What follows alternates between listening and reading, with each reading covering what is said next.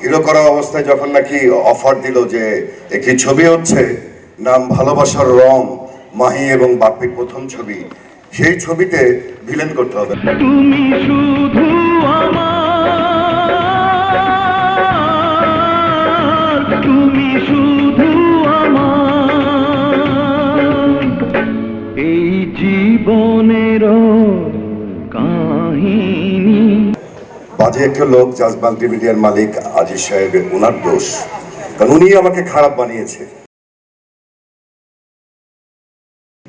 মানে ভিলেন বানিয়েছে। এরপর থেকে করে খাচ্ছি। তুই জানিস আমি কে? তুই জানোছ আমার পরিচয়? আমি ডিকে, ডেঞ্জারাস কিলার ডিকে। আমি এসকে, সুপার কিলার। অমিত ভাই, অমিত হাসান শুটিং থেকে এসেছেন, উইক পরে আছেন। অরিজিনালি এখন এই কিছুদিনের মধ্যে বোধহয় চেঞ্জ হয়ে গেছে, না? হতে পারে উনি হয়তো ইয়ে নিচ্ছেন, সন্ন্যাস টন্যাস ধারণ করছেন। আচ্ছা অমিত ভাই আসেন, কিছু বলেন।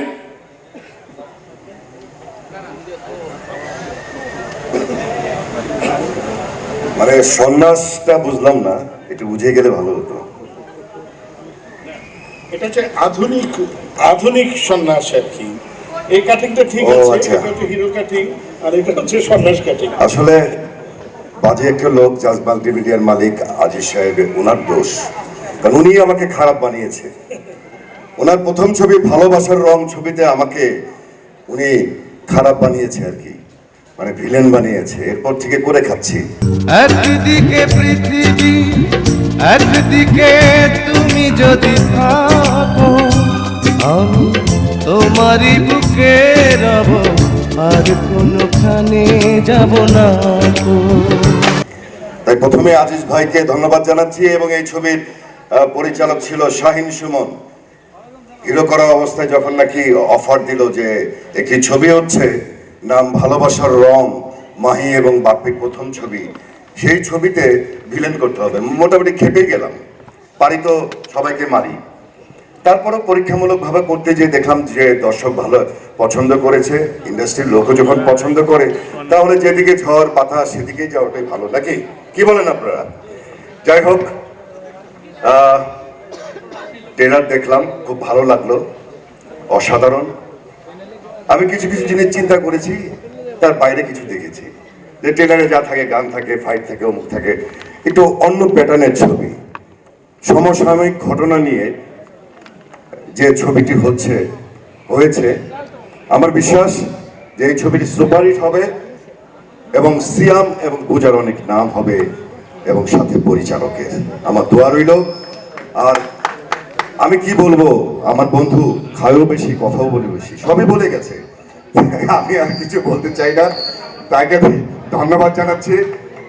এবং যারা আমার এখানে আছে, আমার চলচ্চিত্রবাসী, আমার আপনজন, সবাইকে ধন্যবাদ। আমি একটি ছবি শুটিং করছি শাহিন স্যার, সেখান থেকে বারবার ফোন দিচ্ছে, শর্ট রেডি। আর চিফ গেস্ট থাকার কথা ছিল আমাদের মিয়া ভাই, খ্যাত ফারুক ভাই, সে আসতে পারেনি, তাকে ধন্যবাদ। এবং উনি থাকলে আরো সুন্দর হতো, আরো ভালো লাগতো। সবাইকে ধন্যবাদ, ভালো থাকবেন। ধন্যবাদ অমিত হাসানকে, এবং সেই সাথে বলছি দাদা খেয়ে যাবেন কিন্তু। বেসেছি বেসেছি, ভালো যে বেসেছি, ভালো যে বেসেছি, তুমি তো বোঝনি।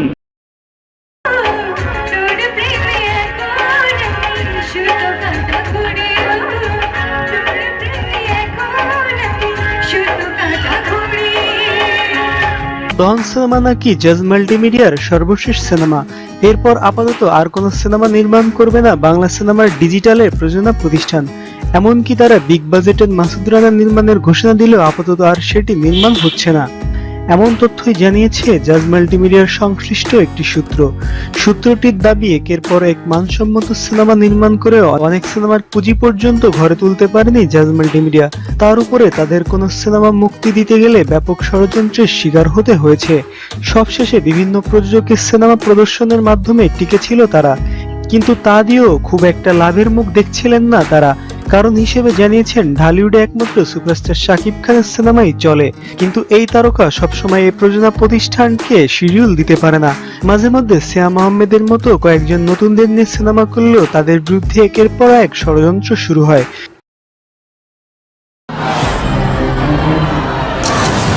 তো সহন সে কামটা করছি,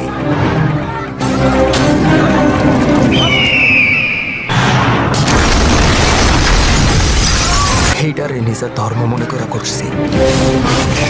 জাজ মাল্টিমিডিয়ার সিনেমা দহনকে পেছনে ফেলে শুক্রবার 30 নভেম্বর দেশের 50টি সিনেমা হলে মুক্তি পাচ্ছে কলকাতার নায়ক অঙ্কুশ হাজরা ও নায়িকা মিমি চক্রবর্তী ও ঋতিকা সেন অভিনীত সিনেমা ভিলেন। অন্যদিকে একই দিনে সিয়াম আহমেদ ও পূজা চেরির দহন মুক্তি পাচ্ছে 40টি সিনেমা হলে। প্রেক্ষাগৃহের হিসাবে কলকাতার ভিলেন ছবির কাছে হেরে গেল দহন।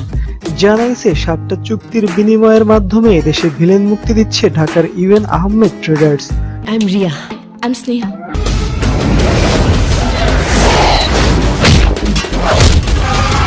Meet Joy. My fiance. প্রতিষ্ঠানটির কর্ণধার কামাল কিবরিয়া লিপু ভিলেন মুক্তির খবর নিশ্চিত করেছেন। নিউ ইয়র্ক থেকে প্রযোজক লিপু জানান, গত সপ্তাহে বাংলাদেশের সেন্সর বোর্ডে জমা পড়েছে ভিলেন। 25 নভেম্বর সিনেমাটি সেন্সর পেয়েছে।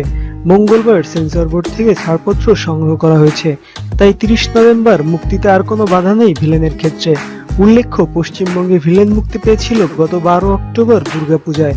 বাবা যাদবের পরিচালনায় ক্রাইম থ্রিলার গল্প নিয়ে তৈরি হয়েছে ভিলেন।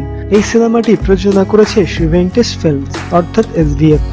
এই ছবিটি তেলেগু সুপারস্টার নায়ক নানি, নায়িকা সুরভি ও নিবিতা থমাসের জেন্টলম্যান সিনেমার অফিসিয়াল রিমেক। অন্যদিকে কলকাতার ভিলেন বাংলাদেশে মুক্তির বিনিময়ে দুই বাংলা সুপারস্টার নায়ক শাকিব খানের রানা পাগলা দ্য মেন্টাল মুক্তি পাচ্ছে পশ্চিমবঙ্গে। মেন্টাল পরিচালনা করেছেন শামীম আহমেদ রনি। এতে অভিনয় করেছেন সুপারস্টার শাকিব খান, নায়িকা তিশা, আঁচল, পড়শি ও পারভেজ চৌধুরী। জানা গেছে ওপার বাংলায় বড়সড় আয়োজনে মেন্টাল মুক্তির তোড়জোড় চলছে।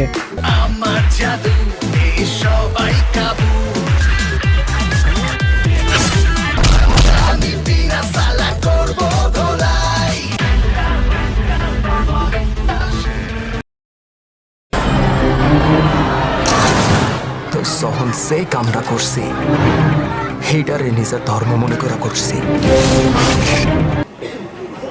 আসো রায়হান রাফি অল্প বয়সে অনেক পেকে গেছে। প্রথম ছবি হচ্ছে সুপার ডুপার হিট এবং এই ছবিও ওই রকমই যাচ্ছে মনে হয়। কি আচ্ছা শুনি ওর মুখেই। আচ্ছা, প্রথমে একটা কথা বলতে চাই, নাদের ভাই আমার ছবির প্রথম কাস্টিং ছিল সিয়াম পূজার পরেই, কিন্তু দেশে বাইরে থাকার কারণে নাদের ভাই কাজ করতে পারে নাই। বড় ছবিতে করবো কিন্তু। সবাইকে অনেক ধন্যবাদ। আসলে মনে হচ্ছে না প্রেস কনফারেন্স, মনে হচ্ছে আসলে একটা চলচ্চিত্রের মেলা হচ্ছে, বুকটা ভরে যাচ্ছে। আসলে এত বড় বড় মাপের অভিনেতা অভিনেত্রীকে একসাথে দেখতে পাচ্ছি আমরা, এবং সবাই আমরা একসাথে আসতে পেরেছি। আসলে সবাইকে অনেক ধন্যবাদ আমাদের অনুষ্ঠানে এসে আমাদের অনুষ্ঠানকে আলোকিত করার জন্য।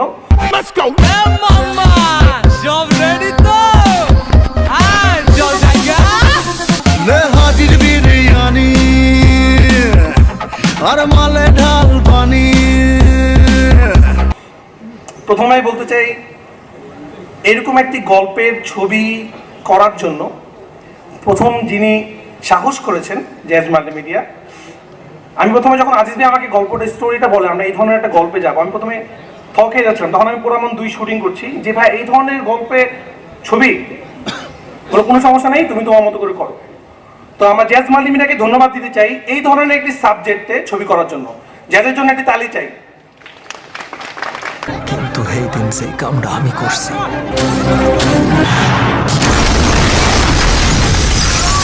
যাই হোক, আমরা বেশি কিছু বলবো না। ট্রেলার আপনারা দেখে ফেলেছেন, বুঝে ফেলেছেন কি নিয়ে আমাদের ছবি। আমরা আসলে এমন একটি গল্প তুলে ধরার চেষ্টা করেছি, যে গল্পটি, যে কথাটি আপনারা প্রতিদিন বাসায় বসে রিমোটের সামনে বলেন যে কেন এটা হচ্ছে, কেন এটা হচ্ছে, সে আপনাদের সবার মনের কথা আমাদের ছবিতে আছে। আমাদের ছবি আপনাদের ছবি, আপনাদের গল্প। আপনারা প্রতিদিন রাস্তায় গিয়ে যে জিনিসটা দেখেন সেই জিনিসের গল্প।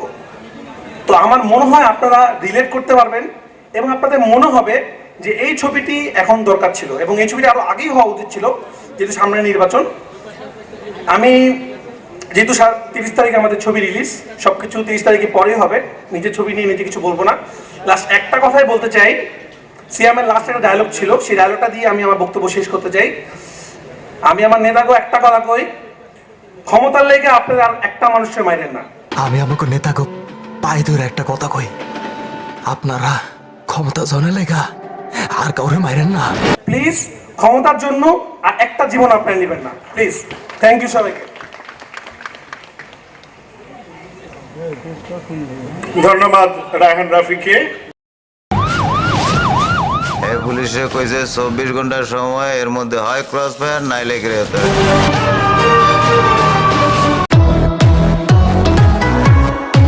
হ্যালো ভিউয়ার্স, কেমন হলো ভিডিওটি জানিয়ে দাও কমেন্ট করে। ভিডিওটি ভালো লাগলে বেশি বেশি শেয়ার করো এবং লাইক দিতে ভুলো না। আর যারা এখনো সাবস্ক্রাইব করেনি please subscribe this channel for more videos and latest update. দেখা হবে পরবর্তী ভিডিওতে, সে পর্যন্ত ভালো থাকো, সুস্থ থাকো এবং আমাদের সঙ্গে থাকো। See you.